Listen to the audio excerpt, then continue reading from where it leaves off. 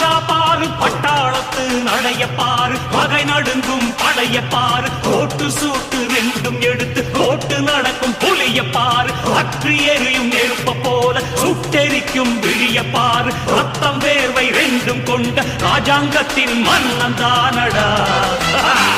இவன் பேருக்குள்ளே காந்தம் உண்டு உண்மைதானடா இவன் பேருக்குள்ளே காந்தம் உண்டு உண்மைதானடா